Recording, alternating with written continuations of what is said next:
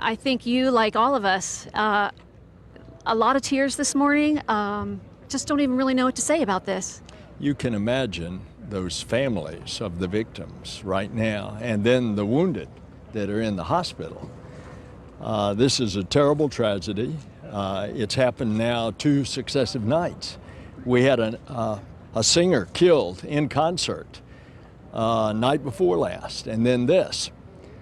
So there's something wrong. Now, what we're going to see is this has a connection to Islamic radicalism. How much it goes beyond that, that's why the FBI is in Fort Pierce right now. And they are talking and asked me earlier today to broadcast an appeal to the St. Lucie County area to come forth if you know the shooter with the information, whether it is tied in to other things like they arrested a guy on the way to the Gay Pride parade in Los Angeles. West Hollywood, right? Who had an arsenal in his vehicle. Whether it's connected to that, we just don't know at this point. That's what the FBI is finding out. Senator, what are your intelligence sources telling you? That there is a direct connection and somehow? Well, the chairman of the Intel Committee and I both spoke to the Center for Counterterrorism in Washington, and they believe that there is a radical Islam connection, but the degree, other than the call from the shooter that he was connected with ISIS, that degree, that's still being worked.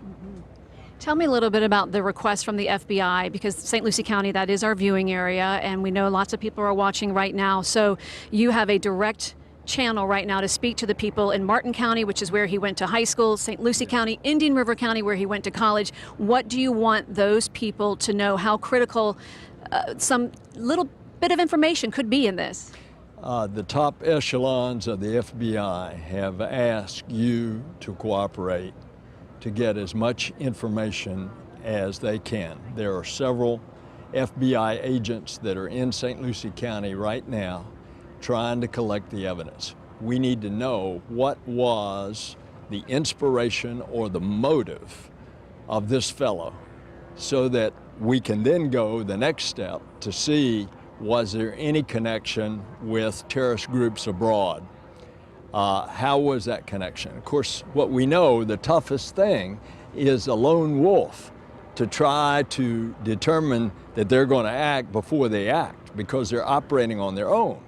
But we can find out something about their communications if we can ahead of time that we can stop it.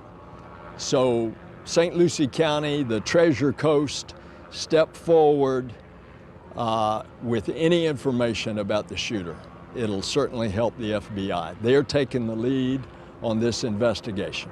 We certainly hope people are hearing that. We know that they are. And Senator, quickly, how do you comfort people in a time like this? This is one of those days where it just, you fall on your knees because you can't even believe it. That's right. We've been through this too many times. Of course, it reverts my memory back to those dark days in Washington and New York on 9/11. But what a terrorist wants to do is he wants to disrupt, he wants to terrorize, he wants to get us off our game. We've got that resilience as Americans, and we're not going to let them. So just dig down deep. That's what we need to do. Senator Bill Nelson, thank you so much for your time. We'll be back in touch, I'm sure. Thank you. You're listening to Senator Bill Nelson, who is calling on people who live in St. Lucie County, Indian River County, the Treasure Coast. If you know anything about Omar Mateen that may help in the investigation, they are certainly asking for any tidbit of information. You never know what might be of use to them as they try to figure out what the motive was here, what his intent was, and was he working with anyone else? And you heard from the senator say that his intelligence sources say there is some type of link between radical Islam. Felicia and Ted?